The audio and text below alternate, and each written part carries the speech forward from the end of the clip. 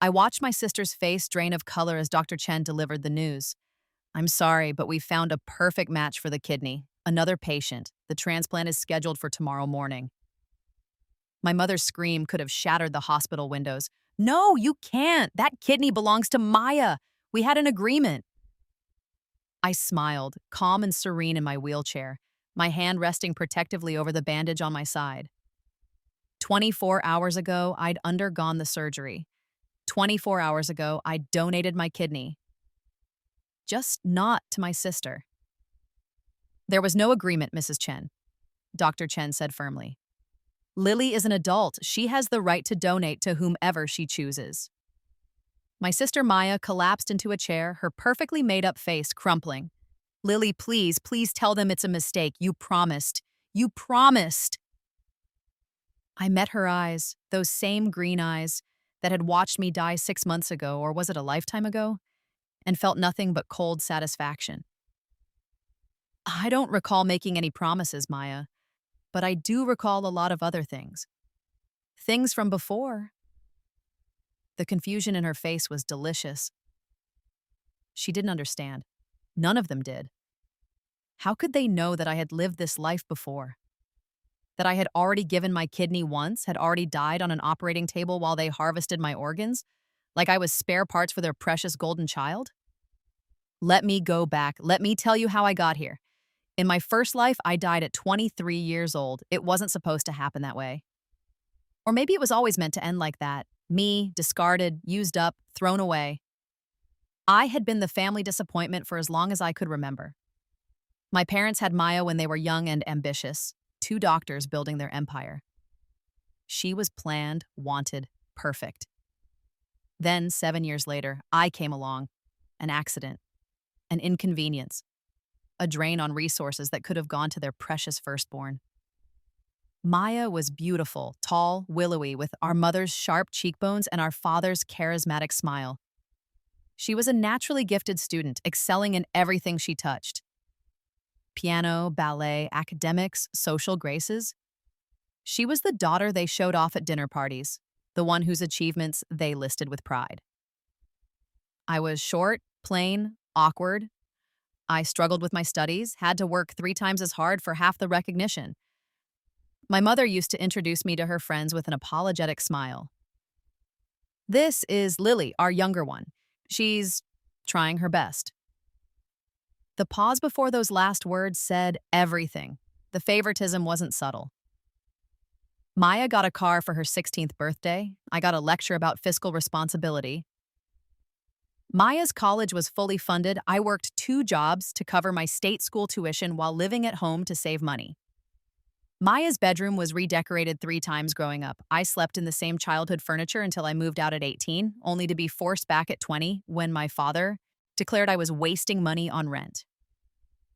But the real cruelty wasn't in the material differences.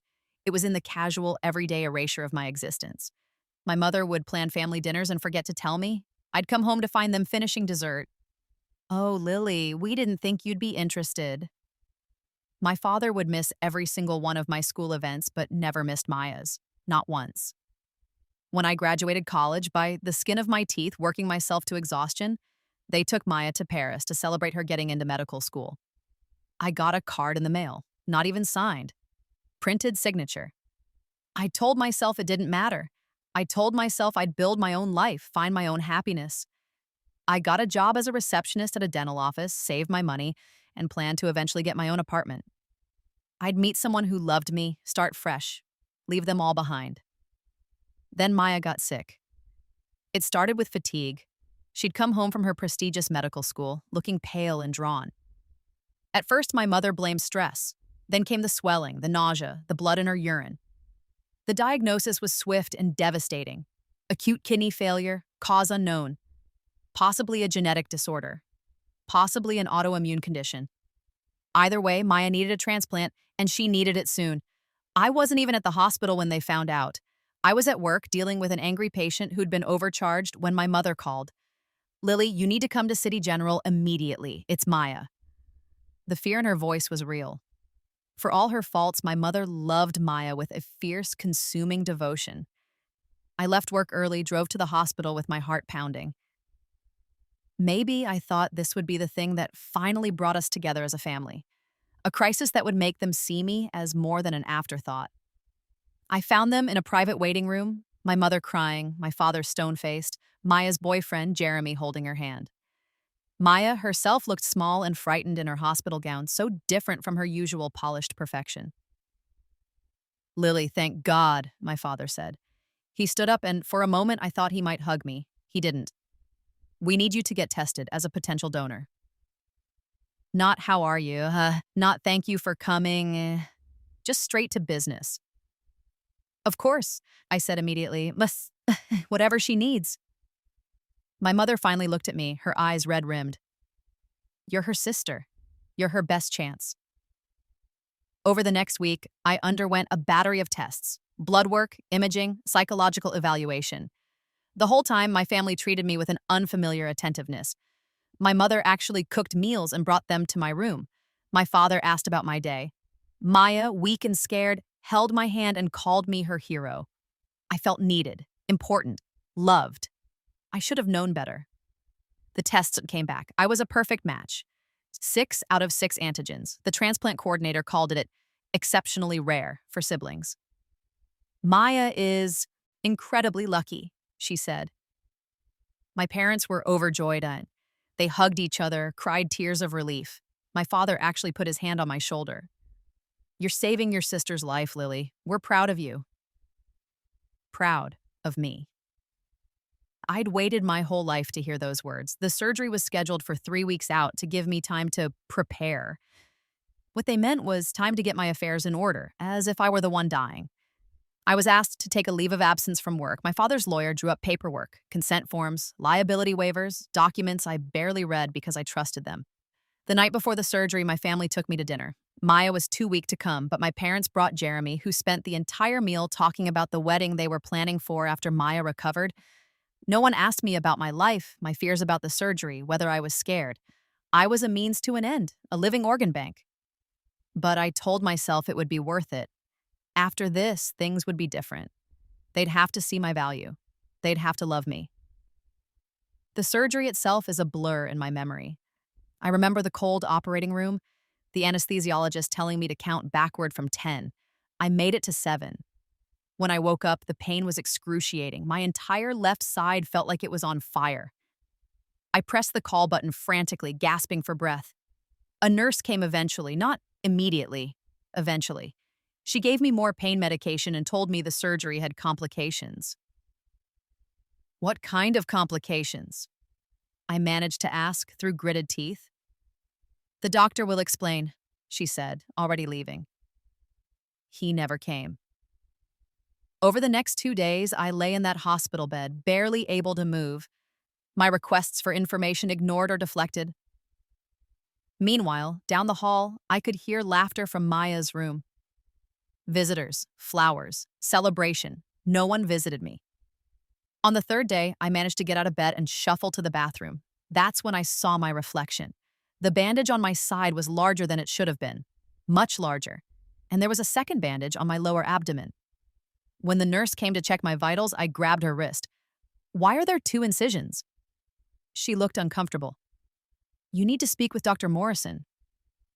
"Tell me now." She bit her lip, then sighed. "There were complications with your remaining kidney. They had to remove. They thought it was safer." The room tilted. "They removed both?" "Your father signed the consent. It was an emergency decision during surgery. I'm sorry." I was given a printout of post-operative instructions before being discharged. Dialysis 3 times a week. Strict dietary restrictions. No strenuous activity. I was 23 years old, and my life as I knew it was over. My father picked me up from the hospital, not to take me home, to take me to a rehabilitation facility. "Just until you're stable," he said, not meeting my eyes. "Insurance will cover most of it. What about—" "What?" "Maya." "Maya's recovering beautifully. She's home already. The kidney is functioning perfectly." "Both of them?" His hands tightened on the steering wheel. We did what we had to do, Lily. You'll understand someday. I never went home again. The temporary rehab facility became permanent when my father stopped paying the bills and I couldn't afford to leave. My job, of course, was gone. My savings, what little I had, evaporated within weeks. I applied for disability, for assistance, for anything that would help me survive. My family never visited, not once. I called them dozens of times, left voicemails, sent emails, nothing. Eventually, I got a text from my mother. We think it's best if you focus on your own recovery. Maya needs positivity right now. Maya needed positivity. I was dying, and Maya needed positivity. 6 months after the surgery, my body gave up. The dialysis wasn't enough. I needed a transplant, but I was low priority on the list. Young single woman with no resources, no support system, no family willing to donate. I died on a Tuesday afternoon, alone in a hospital room that smelled like disinfectant and despair, while somewhere across the city, Maya probably laughed at brunch with her friends, my kidney functioning perfectly inside her body. My last thought was wishing I could do it all over again. Apparently, someone was listening. I woke up on my 21st birthday. Not in a hospital bed, not in that awful facility. In my childhood bedroom, in my childhood bed, with my childhood posters still on the walls. The morning sun streamed through the windows, and I could hear my mother's voice downstairs, talking on the phone. I sat up slowly, my hands going immediately to my sides. No scars, no pain, I was whole, and I remembered everything. The next hours were a blur of disorientation and dawning realization. I looked at my phone. Jason. The date was 2 years before Maya got sick. 2 years before they took everything from me. I went through my emails, my calendar, my social media. Everything was exactly as I remembered it from my first time through this age. I had been given a second chance. The first few weeks, I simply observed. I went through the motions of my old life, work, family dinners, being ignored. But this time, I watched. I paid attention. I saw things I'd missed before, blinded by my desperate need for their approval. I saw how my mother would save the best pieces of food for Maya, how my father would slip her extra cash for emergencies while lecturing me about budgeting, how they'd plan family events around her schedule and expect me to adjust mine. The cruelty wasn't dramatic, it was death by 1,000 cuts. And I saw Maya, really saw her, the entitled smile when she got what she wanted, the cold indifference when I tried to connect with her, the way she'd take credit for my ideas, my work, my efforts. Once, I'd helped her with a major research paper. I'd done most of the actual research while working. 2 jobs, and she'd won an award for it. Never mentioned me, never said thank you. In my first life, I'd made excuses for all of them. I'd told myself they didn't mean to be cruel, they just didn't understand. But now, with the clarity of death and rebirth, I saw the truth. They knew exactly what they were doing. I was useful when they needed something, invisible otherwise. The rage that built inside me was cold and patient. I had time, I had knowledge, and I had a plan.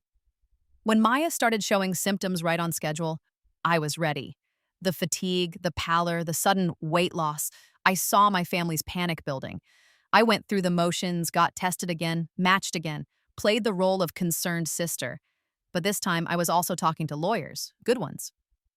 I used what little savings I had from this timeline to get consultations. I learned about medical consent, about patient rights, about what had really happened in that operating room in my first life. Turns out there was no legitimate complication that would require removing both kidneys from a living donor. What my father had signed wasn't emergency authorization. It was consent for them to harvest both kidneys to give Maya a backup in case the first one failed. They'd lied to me, they'd mutilated me, and they'd done it deliberately. Armed with this knowledge, I played along. I smiled and nodded through the family meetings. I agreed to donate again. I signed the initial consent forms, but I also did something else. I found another patient who needed a kidney, a stranger named David Huang, 45 years old, father of 3, who'd been on the waiting list for 2 years. His tissue type wasn't a perfect match for me, but it was close enough. And most importantly, he had no connection to my family whatsoever. The night before I was scheduled to donate to Maya, I went to my parents' house for one last family dinner. Maya was there, weaker now, but still beautiful, still their princess. My mother had cooked all her favorite foods. My father proposed a toast. To Lily, he said, raising his glass, for giving the greatest gift a sister can give. Maya squeezed my hand. I'll never forget this, Lily. You're saving my life. I smiled at her. I know exactly what I'm doing. The next morning, I showed up at the hospital early. But instead of going to the pre-op area where my family was waiting, I went straight to Dr. Chen, the transplant coordinator I'd been working with secretly for weeks. I need to invoke my right to change my designated recipient, I said. She looked startled. Ms. Chen, your sister, is not getting my kidney. I'm donating to David Huang instead. I've already signed the consent forms with you. They're legally binding. I'm a competent adult and this is my choice. Your family has no legal right to my organs. You explained this yourself in our first meeting. She stared at me for a long moment, then slowly nodded. You're absolutely certain? I've never been more certain of anything in my life. The surgery went smoothly. When I woke up in recovery, I had one small incision on my left side, one kidney gone, one remaining, exactly as it should be. And somewhere in the hospital, David Huang was receiving the gift of life. His children would have their father, his wife would have her husband, Maya would have nothing. The explosion started about an hour after I woke up. My mother burst into my recovery room, her face purple with rage. What did you do? I looked at her calmly. I donated my kidney. To that stranger! You gave your kidney to a stranger while your sister is dying! Maya isn't my responsibility, I said quietly, and my kidney is mine to give. My father appeared behind her, looking more controlled but no less angry.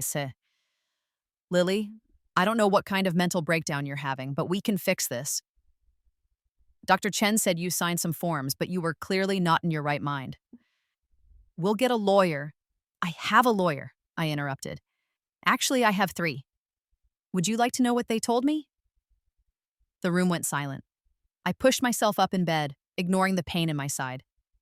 They told me about what you did in my first life. Oh, wait, you don't know about that, do you? Let me tell you a story. I told them everything, the 2 years of timeline ahead that I remembered, how they'd taken both my kidneys, how I died alone, how they'd never visited, never called, abandoned me to rot in a facility I couldn't afford. My mother laughed, actually laughed. That's insane. You're having some kind of psychotic break. None of that happened, Lily. You're confused from the anesthesia. I have documentation, I said coldly. Medical records from multiple consultations explaining that what you planned to do was not just unethical, but illegal. There is no legitimate medical reason to take both kidneys from a living donor. But you know that, don't you, Dad? That's why you had your lawyer friend draw up those special consent forms. The ones that gave you permission to harvest both if you deemed it medically necessary. My father's face went pale. How did you... I'm not the stupid, grateful little doormat you thought I was.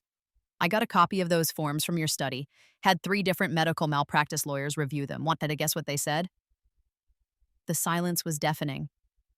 They said it was premeditated, that you planned from the beginning to take both kidneys. Maya would get one, and you'd bank the other in case she needed it later. You were going to cannibalize me for spare parts. My mother's hand flew to her mouth. That's not... We were trying to protect Maya. You were trying to murder me, I said flatly. Slowly, efficiently, and you would have succeeded if I hadn't lived through it once already. Maya appeared in the doorway in a wheelchair, looking gray and shaky. Lily, please, I don't know what they did or what they planned, but I'm dying. I need a kidney. I need your kidney. We're sisters. I looked at her, really looked at her. Even now, even sick and desperate, there was that expectation in her eyes, the certainty that the world would bend to her needs, that I would bend to her needs. We've never been sisters, I said. Sisters care about each other. Sisters notice when the other one is hurting. You watched them treat me like garbage our entire lives, and you never said a word. You benefited from it.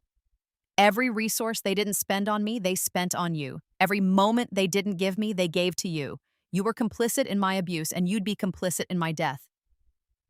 I didn't know, she started. You didn't care, I corrected. There's a difference. Dr. Chen appeared then, looking stressed. I need all of you to leave. Ms. Chen needs to rest, and this is completely inappropriate. We're her family, my father said. We have a right. You have no rights here, Dr. Chen said firmly. Ms. Chen is an adult patient who made a legally sound decision about her own body. If you continue to harass her, I'll call security. They left finally, but not quietly. My mother's sobs echoed down the hallway. Maya's anguished, "How could you?" rang in my ears. I felt nothing, or rather, I felt relief. Clean, pure relief. That was 6 months ago. The aftermath was spectacular. My family, of course, tried everything. They hired lawyers to contest my donation, claiming I was mentally unfit. My lawyers, better lawyers, shut that down with psychiatric evaluations, proving I was perfectly sane. They tried to guilt me publicly, posting on social media about their dying daughter and their cruel sister who refused to help. I countered with medical documentation of their planned double harvest, and suddenly their martyrdom didn't look so sympathetic. They tried to guilt David Huang and his family, showing up at his house and screaming at him for stealing my kidney. David, who turned out to be a successful software engineer and a genuinely kind man, calmly recorded the entire encounter and filed a restraining order. The video went viral. My parents became infamous as the people who tried to steal organs from a cancer survivor's donor. But the real justice came slowly, deliciously over the following months. Without my kidney, Maya's condition deteriorated rapidly. She was put on the transplant list, but her rare blood type and genetic markers meant she was low priority. The same factors that made me a perfect match made strangers unlikely. She could wait years. She might never get one. She had to drop out of medical school. Her prestigious program at Johns Hopkins had no sympathy for extended medical leave. There were 100 other brilliant students ready to take her place. Her scholarship evaporated. Her future crumbled. Jeremy, her devoted boyfriend, stuck around for 3 months. Then he met someone else, someone healthy, someone with prospects. Maya called me crying when she found out he'd gotten engaged. She actually had the audacity to ask if I felt bad for her. No, I said simply. I don't. My parents' finances collapsed. The medical bills from Maya's ongoing dialysis, the experimental treatments they kept trying, the specialists they flew in from across the country, it destroyed them. My father had to sell his practice. My mother had to liquidate her retirement account. They downsized from their beautiful house to a cramped apartment. I watched it all from a distance, from the new life I was building, the life I should have had all along. David Huang's kidney was functioning beautifully. I'd gone to visit him and his family a few times, had been welcomed with tears and gratitude and genuine love. His youngest daughter had drawn me a picture labeled "Our Angel Lily." It hung on my fridge. I'd gone back to school using the money I'd saved by not giving it all to my family.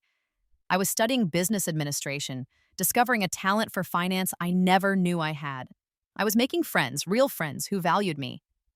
I'd even started dating someone, a kind man named Marcus, who thought I was brilliant and didn't care that I came from a complicated family. I was happy, genuinely, freely happy. And then, 3 months ago, everything changed again.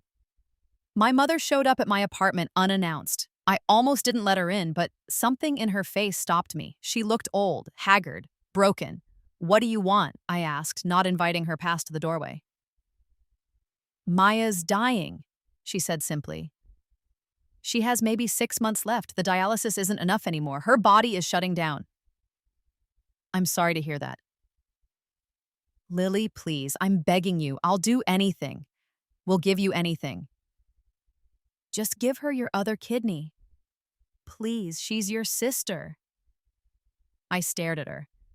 "You want me to die so she can live?" "You wouldn't die. Plenty of people live without kidneys. You just need dialysis. Like I needed last time? When you took both and left me to rot?" She flinched.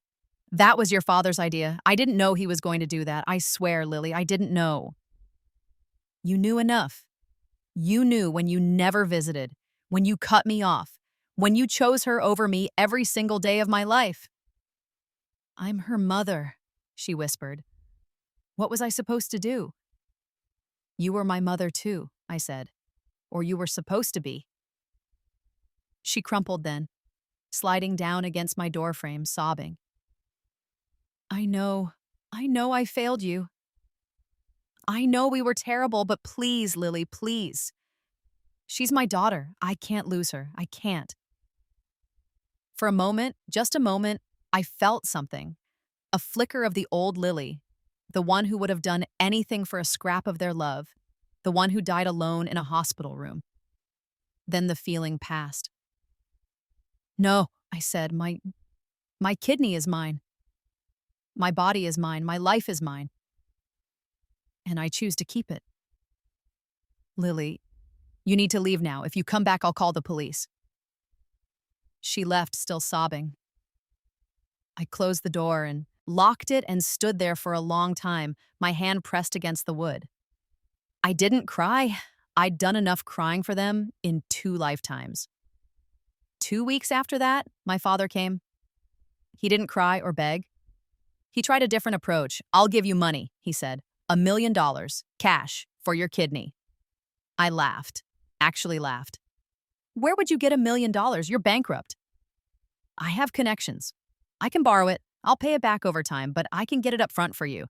Think about what you could do with that money, Lily. You could finish school, travel, never work again if you didn't want to, all for 1 kidney. I only have 1 kidney left, Dad. You'd be buying my death sentence. You'd be on the transplant list. You'd be priority. You'd get one within months. Like Maya's getting one? His jaw tightened. Maya's case is complicated. Yours would be different. Because my family wouldn't have tried to harvest my organs illegally, leaving me with a medical record that makes me liability. He said nothing. Get out, I said, and don't come back. He tried once more, his voice dropping to something that might have been real emotion. She's your sister, Lily. Doesn't that mean anything to you? It meant everything to me, I said quietly. That's why it hurts so much that it never meant anything to her. Maya herself came last. She showed up with Jeremy. They were back together apparently, or maybe she'd just guilt-tripped him into helping. She could barely walk, leaning heavily on a cane. She looked like a ghost. I'm sorry, she said immediately, for everything. For every awful thing I did, every time I ignored you, every time I let them treat you badly. I'm sorry, Lily. I'm so sorry.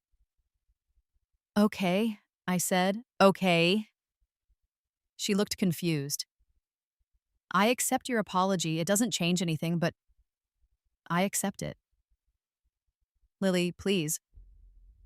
I know I don't deserve it. I know I was a terrible sister, but I'm trying to change. If I get another chance, I'll be better. I'll be the sister you deserved. Just please help me. No, I said. Jeremy stepped forward. She's changed, Lily, really. She talks about you all the time, about how wrong she was. She wants to make things right. She's dying, I said flatly. People say a lot of things when they're dying, but I already died once because of this family, and I'm not doing it again. That didn't happen, Maya cried. That was some kind of dream or vision or mental break. You can't base life and death decisions on a hallucination. Can I? I tilted my head. Tell me, Maya, if our positions were reversed, if you had the kidney and I needed it, would you give it to me? She opened her mouth immediately. Of course I would. You're my sister. You're lying, I said calmly. You wouldn't. You'd find a reason why it wasn't possible, why someone else should do it, why your life was more important. You'd let me die, and you'd sleep fine at night, because you've never once in your life put anyone ahead of yourself. That's not true. Prove it, I said. Do something selfless. Go volunteer at a hospital. Donate your money to charity. Spend the time you have left making amends to everyone you've hurt. Live whatever life you have left with grace and kindness. That would prove you've changed. But asking me to die so you can live? That's the same selfish Maya you've always been. She was crying now, huge, desperate sobs. I don't want to die, Lily. I'm scared. I'm so scared. Please don't let me die. And I looked at her, my sister, my tormentor, my family, and felt nothing but cold peace. I'm sorry you're scared, I said. But your fear doesn't obligate me to set myself on fire to keep you warm. Goodbye, Maya. I closed the door. Through the wood, I heard Jeremy trying to console her, heard her anguished screams of, "It's not fair, it's not fair." She was right. It wasn't fair. But neither was my first life. Neither were 23 years. 3 years of being treated as less than. Neither was dying alone because they'd taken everything from me. This was just balance. Now, 3 months later, I'm sitting in my apartment, listening to the rain against the windows. My phone buzzes with a text from David Huang's wife, thanking me again for the gift of life I gave her husband. His kidney function is perfect. He's coaching his daughter's soccer team. He's living. Another buzz, this one from my mother, a photo of Maya in the hospital, hooked up to machines looking skeletal and gray, the caption, "This is what you're doing to her." I delete it without responding. I blocked them all months ago, but they keep finding new ways to reach me. New phone numbers, new email addresses, new social media accounts. The desperation is palpable, but I'm done being moved by their desperation. I had plenty of my own, and it never mattered to them. Last week, I got a call from a lawyer. Not mine, theirs. They're threatening to sue me for emotional distress, for deliberately withholding life-saving treatment. My lawyer laughed when I told him that they have no case. You can't force someone to donate organs. It's literally unconstitutional. But they're going to try anyway, because that's who they are. They'll fight until the bitter end, convinced that the world owes them Maya's survival. The world owes them nothing. I've been thinking about what Maya said about things not being fair. She's right, of course. Fair would be if she'd had loving parents and a supportive sister. Fair would be if I'd had the same. Fair would be a world where families don't cannibalize their own children for parts. But we don't live in a fair world. We live in this one. And in this world, I died once already for Maya. I gave everything, and it still wasn't enough. They would have taken and taken until there was nothing left of me but a name on a grave marker they never visited. So no, this isn't fair. But it's just, and I can live with that. The knock on my door comes on a Wednesday evening. I'm not expecting anyone, and for a moment, I consider not answering. But curiosity wins out. It's my father. He looks like he's aged 20 years in the past few months. His shoulders are stooped, his hair completely gray. He doesn't try to come in, doesn't start with demands or guilt trips. "She's gone," he says simply. Maya died this morning. Kidney failure, then cardiac arrest. It was quick. I feel the words hit me, but they don't sink in the way they should. Maya is dead. My sister, my tormentor, my family is dead. I'm sorry for your loss, I say automatically. He laughs, bitter and broken. Are you? Are you really? I'm sorry that you're in pain, I clarify. I'm sorry that you're grieving. I'm not sorry she's dead. Jesus, Lily, she was your sister. She was your daughter, I counter, and you taught her that some lives matter more than others. You taught her that she was worth more than me. She believed you. She died at bed believing it. That's on you, not me. We made mistakes, he says, and his voice cracks. We were terrible parents to you. We know that now. We knew it even before, but we didn't want to admit it. Maya was everything to us. Our first child, our perfect daughter. And you were just there in the way, needing things when all our resources were going to her. It wasn't fair to you. I see that now. Now, I repeat. You see it now. After she's dead, after there's no one left to save. I see it now that it's cost me everything, he says. My daughter is dead, my wife is catatonic. My practice is gone, my reputation is ruined. And my other daughter, the one I ignored and abused and nearly killed, is thriving without me. You're in school, you have friends, you're happy, and I look at you and I think, that could have been both of them. Both my girls could have been happy if I'd just loved you the way you deserved. But you didn't. But I didn't. We stand there in silence for a long moment. The funeral is Saturday, but he says finally, I don't expect you to come. I don't expect anything from you anymore. I just thought you should know. He turns to leave, then stops. For what it's worth, I'm proud of you. Of who you've become despite us. You're stronger than Maya ever was. Stronger than any of us. I had to be, Otis, I say. You made sure of that. He nods slowly, then walks away. I watch him go, this man who was supposed to protect me and instead nearly destroyed me. And I feel nothing. Not pity, not anger, not even satisfaction. Just nothing. I close the door and return to my life, my real life, the one I'm building piece by piece. Marcus is coming over for dinner. We're going to watch a movie and eat takeout and laugh about silly things. Tomorrow, I have a big exam and I'm going to ace it. Next month, I'm going to a concert with my friends. I have a future, a real one where I'm not slowly dying for someone else's benefit. Maya had a future too once, but she spent it assuming I'd always be there to prop her up, to sacrifice for her, to fade into nothing so she could shine brighter. She was wrong.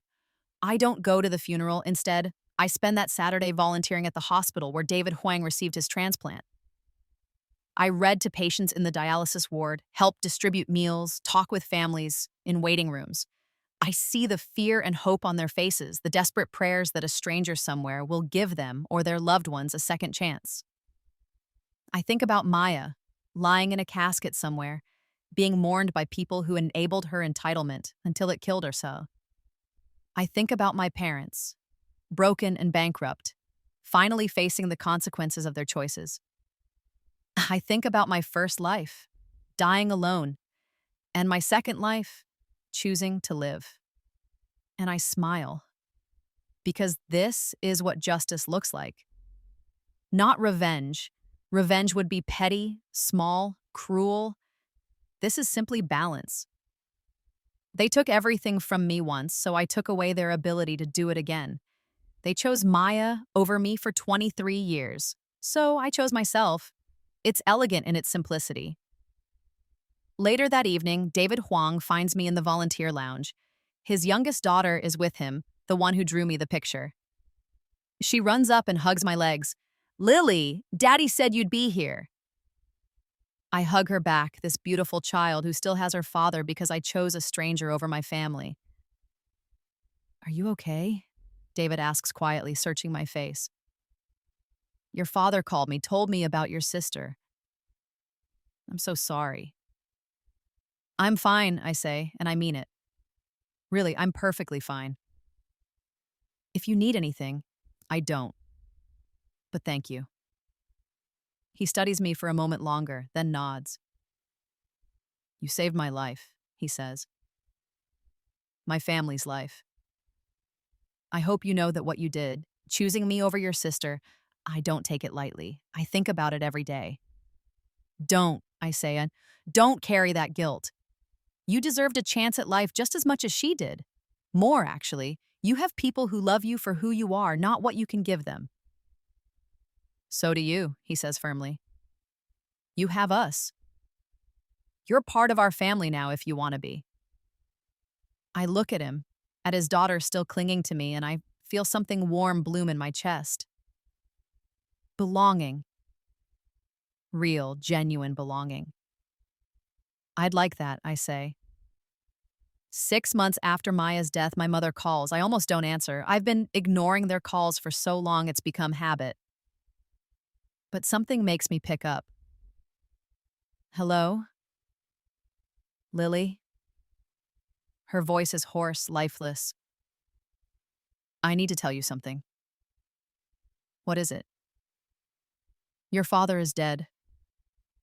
He killed himself last night. Pills and alcohol. He left a note. It just said, I'm sorry. The words hang in the air between us. My father is dead. Both my parents' children are gone now, in different ways. One buried, one alive, but lost to them forever. I'm sorry, I say, and I still mean it the same way I did before. Sorry for her pain, not sorry it happened. Are you? She asks, echoing my father's question. Do you feel anything, Lily? Or did we kill that in you too? You didn't kill it, I say slowly, thinking it through as I speak. You just taught me to save it for people who deserve it. And we don't deserve it. No, you don't. She's quiet for a long moment. I can hear her breathing, ragged and tired. I'm going to sell the house. What's left of it, anyway. Pay off the debts. Then I'm moving away. Somewhere no one knows me, knows us, knows what we did. I can't stay here anymore. Everything reminds me of them, of you, of what we destroyed. That sounds like a good plan. Will you? She stops, swallows hard. Will you ever forgive me? I close my eyes, thinking of both my lives. The first one where I died forgiving them, and the second one where I chose to live without them. No, I say finally. I won't, but I also won't hate you. I'm just going to let you go, move on, live my life. You should do the same. How can I live with what we did? I don't know, I say honestly, but that's not my problem to solve. You have to figure that out yourself. Lily, goodbye, Mom. I hang up before she can say anything else. Then I block the number, delete the contact, and let the last thread connecting me to that family finally snap. I am free. 2 years later, I graduate summa cum laude with my business degree. Marcus is there, cheering louder than anyone. David and his family are there holding a banner they made. My friends are there taking 1,000 photos and planning a celebration dinner. My family is not there because I have no family. Not in the traditional sense, but I have something better. I have people who choose me every day, not because they have to, not because I'm useful to them, but because they genuinely love me. I've started a nonprofit, helping people navigate the organ donation process and protecting living donors from coercion and exploitation. I've told my story, both lives, the death and rebirth, all of it, in interviews and articles. Most people think the rebirth part is metaphorical, a way of describing how I changed my perspective. Let them think that. I know the truth. I've been on dates with Marcus, and they're going well. He knows everything about my family, about what I did, and he doesn't judge. You survived, he said simply. That's nothing to apologize for. I've volunteered hundreds of hours at the hospital, helping other transplant patients and their families. I've seen the miracles that happen when someone chooses to give life. And I've seen the tragedy when that gift is demanded rather than freely given. I keep the drawing from David's daughter on my fridge still. It's faded now, the color's less bright, but the message is the same. Our angel Lily. I'm not an angel. Angels are selfless and pure. I'm just a woman who died once, came back, and decided that this time I was going to live, really live. Not as a supporting character in someone else's story, not as spare parts for someone deemed more worthy, but as the protagonist of my own life. Maya's death was tragic. My father's suicide was tragic. My mother's grief is tragic. But my survival, my happiness, my freedom, that's not tragic at all. That's triumph. Sometimes, late at night, I wonder about the metaphysics of my rebirth. Did I really die and come back? Was it a dream, a vision, a mental break like Maya claimed? Does it matter? The truth is, I don't care. Whether it was literal or metaphorical, the effect was the same. I saw the path I was on, saw where it led, and I chose differently. I chose myself. And I'd do it again in a heartbeat. I think about the Lily who died in that hospital room, alone and used up and forgotten. I think about how she spent her whole life seeking love from people who were incapable of giving it. How she died still hoping they'd come, still making excuses for them, still believing that somehow, if she just gave enough, they'd finally see her value. That Lily is gone. She died when I woke up in my childhood bedroom with 2 years of memories that hadn't happened yet. She died yet when I looked at my family and saw them clearly for the first time. She died when I chose to give my kidney to David instead of Maya, and I'm glad she's gone. She deserved better than the life she had. But she never would have fought for it. She would have given and given until there was nothing left. I'm not her anymore. I'm the Lily who lived, the Lily who chose, the Lily who said no. And I'm never going back. On the anniversary of my kidney donation, 1 year since I gave life to David and denied it to Maya, I'm at a coffee shop near campus when I see someone familiar. It's Jeremy, Maya's ex-boyfriend, looking tired but healthy. He sees me too, and for a moment I think he's going to avoid me. But instead he comes over. "Lily," he says, "can I talk to you?" I gesture to the empty seat across from me. He sits. "I've been wanting to say this for a while," he starts. "But I didn't know how to reach you, and honestly, I didn't know if I should. But seeing you here, it feels like a sign." "What do you want to say?" "I'm sorry. For everything. For going along with your family's pressure, for making you feel like the villain, for not standing up for you when I should have. I was so focused on saving Maya, on not losing her, that I didn't think about what it meant to ask you to sacrifice your life for hers."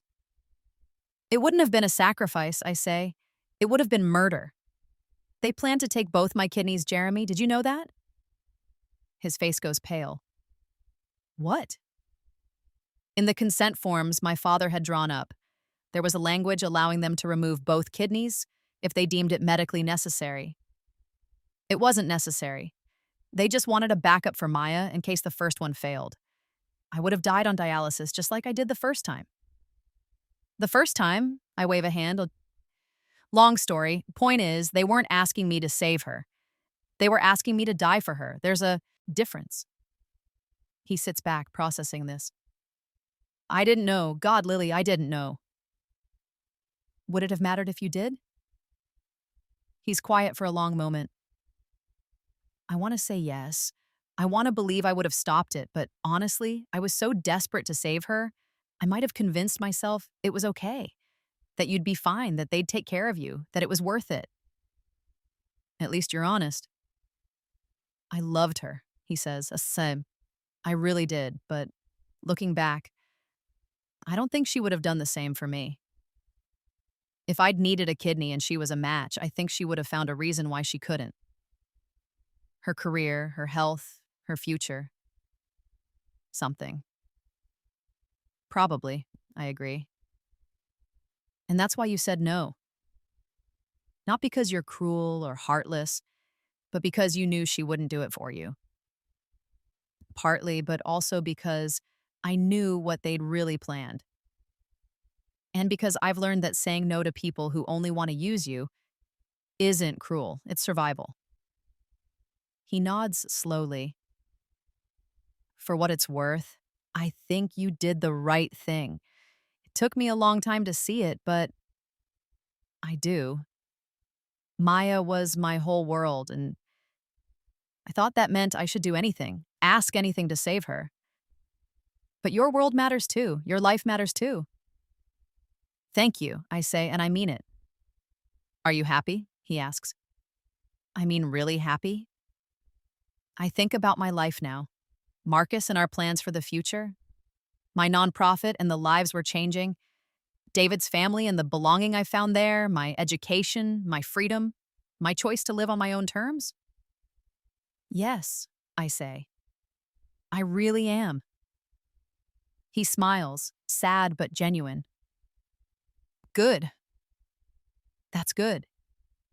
Maya would hate it. She always needed to be the center of attention, the most successful, the most loved. But you deserve to be happy, Lily. You always did. He stands to leave, then pauses.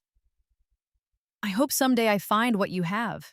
That peace, that certainty that you made the right choice. You will, I say. Just make sure next time you love someone, you love them for who they are, not who you need them to be. He nods and then he's gone, disappearing into the crowd of students and coffee drinkers and people living their ordinary, beautiful lives. I finish my coffee and head to class, where I have a presentation on ethical business practices in medical industries. I've used my own story as a case study, and my professor says it's some of the most compelling work she's seen in her 20 years of teaching. This is my life now. Not perfect, not without scars, but mine. Completely, wholly, undeniably mine. And if I could go back, if I could undo the rebirth, forget the first life, give Maya the kidney, and live out that original timeline, I wouldn't do it. Not for anything, not for anyone. I choose me. I choose life, I choose freedom, and that makes all the difference.